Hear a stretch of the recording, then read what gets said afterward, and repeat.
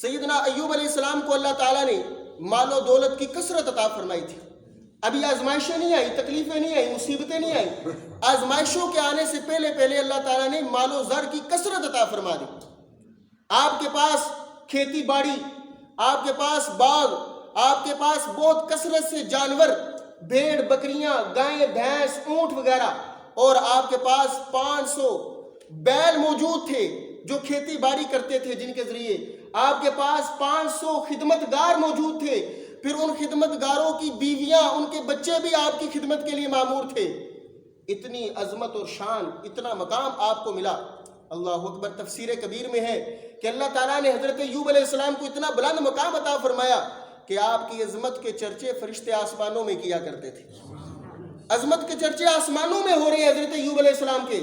یہ آزمائش اور تکلیف کے پہنچنے سے پہلے یہ ساری چیزیں اللہ تعالیٰ نے ایوب علیہ السلام کو عطا فرمائی. مال و دولت کی کثرت، مال کی فراوانی، جانوروں کی فراوانی، یہ سب کچھ ملا.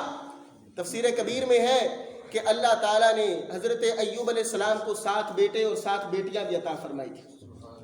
ایوب علیہ السلام کو 7 بیٹے اور 7 بیٹیاں عطا فرمائی. اب اللہ کے اذن سے امتحانات کا آغاز ہوا، آزمائشوں کا آغاز ہوا. زلزلہ آ گیا، زلزلہ آیا.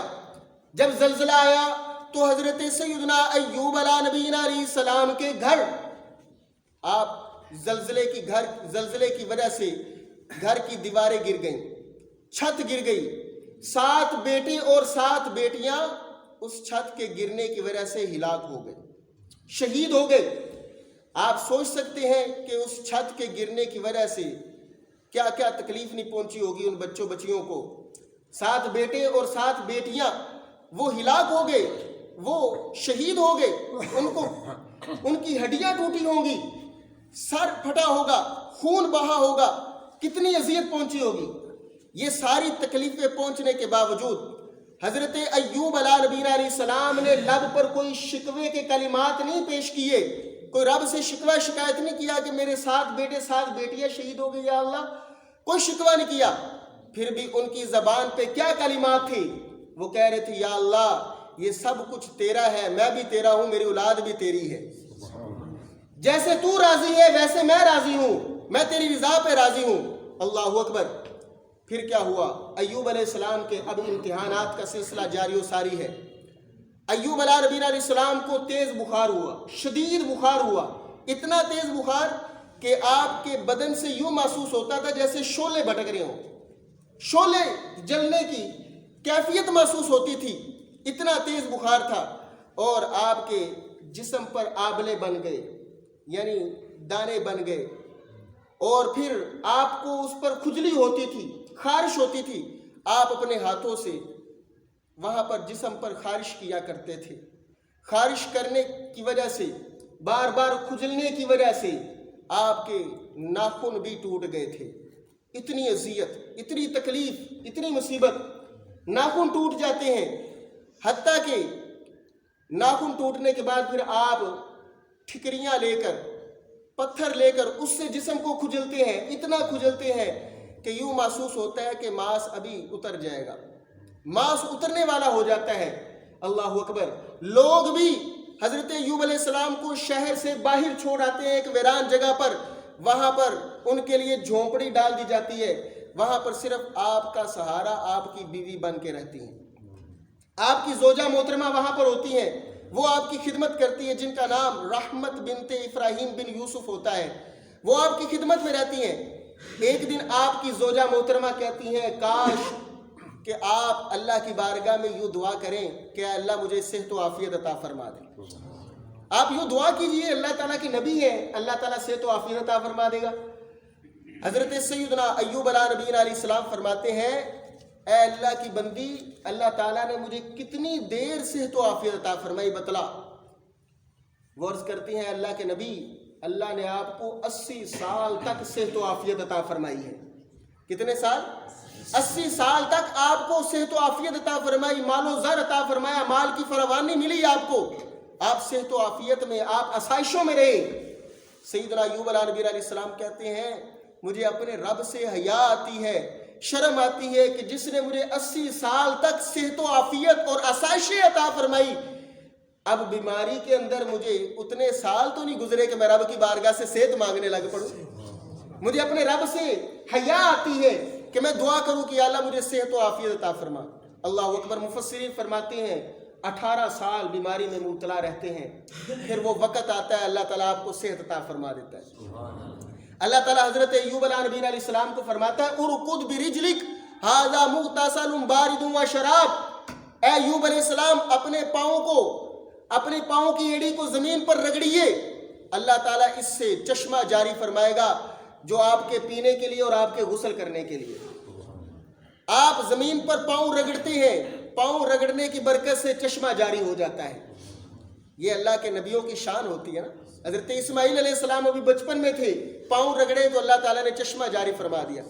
آب زمزم قیامت تک کے لیے جاری و ساری ہے، قیامت تک جو بھی غلام وہاں پر جاتا ہے حضرت سیدنا اسماعیل علیہ السلام کے قدموں کی خیرات پا کر آتا ہے۔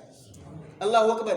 تو چشمہ جاری ہوا، آپ نے غسل کیا، آپ نے وہ پانی پیا، پانی پینے کی برکت سے، غسل کی برکت سے اللہ تعالیٰ نے آپ کو شفا عطا فرما دی، آپ صحت یاب ہو گئے، اللہ تعالیٰ نے جنتی لباس عطا فرمایا۔ سیدنا ایوب نبی علیہ السلام جنتی لباس پہن کر بیٹھے ہوئے، بڑا حسین و جمیل چہرہ ہے، بڑے خوبصورت ہے۔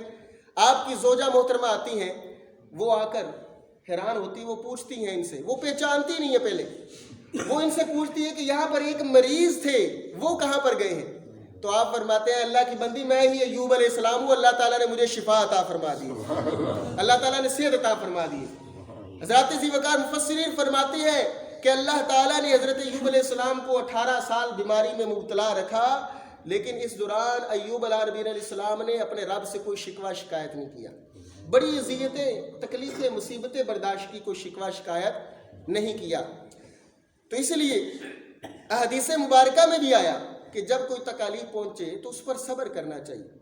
آقا کریم صلی اللہ علیہ وسلم نے ارشاد فرمایا جب اللہ تعالیٰ کسی بندے سے بھلائی کا ارادہ فرما لیتا ہے، بھلائی کا ارادہ فرما لیتا ہے تو اللہ تعالیٰ اسے کسی مصیبت میں مبتلا فرما دیتا ہے۔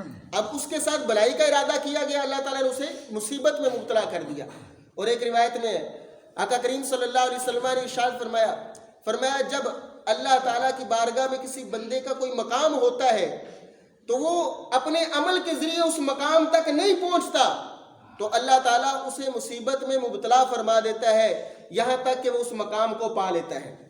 جب مصیبت میں مبتلا ہوتا ہے اس پر صبر کرتا ہے تو اللہ تعالیٰ اسے اس مقام تک پہنچا دیتا ہے۔ اور ایک روایت میں آقا کریم صلی اللہ علیہ وسلم نے ارشاد فرمایا اللہ تعالیٰ جب کسی بندے سے محبت فرمانے کا ارادہ کرتا ہے، کسی کو اپنا دوست بنانے کا ارادہ کرتا ہے تو اللہ تعالیٰ اس پر مصیبتوں کی بارش نازل فرماتا ہے، اس پر مصیبتوں کی بارش نازل ہوتی ہے، پھر وہ بندہ مصیبتوں میں مبتلا ہو کر صبر کرتا ہے یہاں تک کہ وہ پکارتا ہے اے میرے رب، اللہ تعالیٰ عرش سے فرماتا ہے، اللہ تعالیٰ فرماتا ہے میرے بندے مانگ کیا مانگتا ہے؟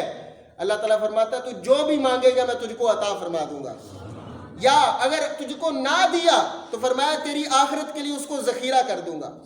اس لیے رب سے شکوہ نہ کیا جائے کہ جو مانگا ہے وہ ملا نہیں ہے، ممکن ہے کہ اللہ تعالیٰ نے ہماری آخرت کے لیے اس کو ذخیرہ کر دیا ہو، تو اس لیے رب پر شکوہ نہیں، شکایت نہیں، صبر کرنا چاہیے۔ اللہ تعالیٰ قرآن پاک میں فرماتا ہے انما یوفی الصابرون اجرهم بغیر حساب، فرمایا جو صبر کرنے والے اللہ تعالیٰ ان کو بغیر حساب کے اجر عطا فرمائے گا، بغیر حساب کے۔ ایک ہوتا ہے حساب کر کے اجر دیا جائے، اللہ تعالیٰ ان کو بغیر حساب و کتاب اجر عطا فرمائے گا۔ اور اللہ تعالیٰ نے ایک آیت کریمہ میں ارشاد فرمایا سورہ بقرہ میں ان اللہ مع الصابرین، بے شک اللہ تعالیٰ صبر کرنے والوں کے ساتھ ہے۔ اور ایک آیت کریمہ میں اللہ تعالیٰ نے سورۃ نحل کی آیت نمبر 96 میں اللہ تعالیٰ نے ارشاد فرمایا ما عندکم ینفد وما عند اللہ باق، فرمایا جو تمہارے پاس ہے یہ ختم ہو جانے والا ہے، جو تمہارے پاس ہے یہ ختم ہو جانے والا ہے، اور جو اللہ کے پاس ہے وہ باقی رہنے والا ہے۔ جو تمہارے پاس ہے یہ ختم ہو جائے گا، جو اللہ کے پاس ہے وہ باقی رہنے والا ہے۔ اللہ فرماتا ہے وَلَنَجْزِيَنَّ الَّذِينَ صَبَرُوا أَجْرَهُمْ بِأَحْسَنِ مَا كَانُوا يَعْمَلُونَ، فرمایا ہم ان کو ان کے صبر کی وجہ سے جو وہ اپنے اعمال پر صبر کرتے رہے ان کو صبر کی وجہ سے اللہ تعالیٰ پورا اجر عطا فرمائے گا۔ صبر کی وجہ سے انہیں پورا پورا اجر دیا جائے گا۔ حضرت سیدنا داؤد علیہ نبی علیہ السلام نے اللہ کی بارگاہ میں عرض کیا تھا، یا اللہ جو تیری پہنچی ہوئی تکلیف پر صبر کرتا ہے، جو تیری پہنچی ہوئی مصیبت پر صبر کرتا ہے، اس کو تو انعام کیا عطا فرماتا ہے؟ اللہ تعالیٰ نے ارشاد فرمایا میں اسے لباس ایمان عطا فرماؤں گا، لباس ایمان پہنانے کے بعد اس سے واپس نہیں لوں گا۔ یعنی اسے ایمان کی دولت مل جاتی ہے، اللہ فرماتا ہے میں اس سے واپس نہیں لوں گا۔ یہ ایمان کی دولت بڑی قیمتی ہے، کیونکہ جب انسان کی حالت رضا کا وقت آتا ہے نا، اس وقت شیطان حملے کرتا ہے۔ فخر الدین رازی علیہ رحمہ جیسے امام مفسر قرآن، جنہوں نے قرآن کی تفسیر کبیر لکھی جو بڑی تفسیر کہلاتی ہے، جب ان کی حالت رضا کا وقت آیا نا تو اس وقت شیطان آ گیا۔ شیطان پوچھتا ہے مر ربو کا، تیرا رب کون ہے؟ حضرت امام فخر الدین رازی علیہ رحمہ آپ دلیل پیش کرتے ہیں، ایک دلیل، دو دلیل، تین دلیل، قرآن سے دلیلوں کے انبار لگا دیتے ہیں، حتیٰ کہ 360 دلیلیں پیش کرتے ہیں۔ شیطان ہر دلیل کو رد کرتا جا رہا ہے، کہتا ہے اللہ کی توحید پر، اللہ کی وحدانیت پر کوئی دلیل پیش کرے، 360 دلیلیں رد کر دیتا ہے۔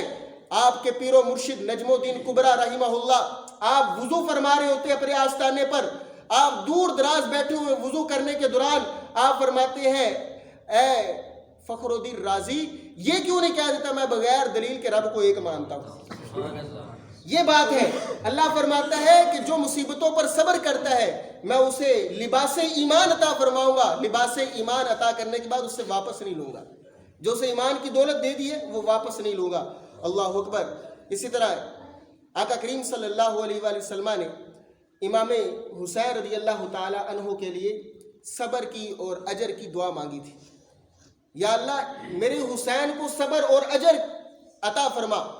حضرت امام حسین رضی اللہ تعالی عنہ نے کربلا کے میدان میں آپ نے کتنی تکلیفیں برداشت کی، اپنے بیٹے قربان کر دیے، علی اصغر قربان کیا، علی اکبر قربان کیا، اونو محمد قربان کیا، حضرت عباس قربان کر دیے، اپنے ساتھیوں کو، دوستوں کو قربان کر دیا، لیکن ظالم کے ہاتھ میں ہاتھ نہیں ملایا۔ پھر بھی آپ صبر کے پہاڑ، جرت اور شجاعت کے پہاڑ ان ظالموں کے سامنے بڑھ کر کھڑے ہیں اور صبر کر رہے ہیں۔ اتنا کچھ قربان کرنے کے بعد بھی رب تعالیٰ کی بارگاہ میں عرض کر رہے ہیں یا اللہ میں سب کچھ قربان کر کے تیری رضا پہ راضی ہوں، تو بھی مجھ پہ راضی ہو جا۔ سبحان اللہ۔ سب کچھ قربان میں نے کر دیا، تو مجھ پہ راضی ہو جا۔ اللہ اکبر۔ اس لیے تو حضرت غلام فرید رحمہ اللہ ان کی روح تڑپتی ہے۔ میں سے میرا ذوق نہیں ترنم والا، میں نے ایک دو سنگیوں کے کہنے پر یہ کام تھوڑا سا شروع کیا ہے، تو یہ شعر ترنم میں پڑھوں گا۔ حضرت غلام فرید رحمہ اللہ کیا فرماتے ہیں کہ حضرت امام حسین رضی اللہ تعالیٰ عنہ اور انبیاء علیہ السلام نے جو تکلیفیں برداشت کی ہیں، تو آپ کیا فرماتے ہیں؟ غلام فرید علیہ رحمہ فرماتے ہیں اے تن میرا جے کنگی ہووے تے میں زلف محبوب دی واوا، اے تن میرا جے کنگی ہووے تے میں زلف محبوب دی واوا، جے سونا میرے دکھ وچ راضی کہ میں سکھ نو چلے ڈاوا، یار فریدا جے مل پوے سونا تے میں رو رو حال سناوا۔ یہ بات ہے، جو عشق والے ہوتے ہیں وہ اپنے یار کو راضی کرنے کی کوشش کرتے ہیں کہ ہمارا رب راضی ہو جائے، ہمارے نبی راضی ہو جائیں۔ اللہ اکبر۔ تو وہ پھر اس عشق کے اندر وہ ساری تکلیفیں برداشت کرتے ہیں، مصیبتیں برداشت کرتے ہیں۔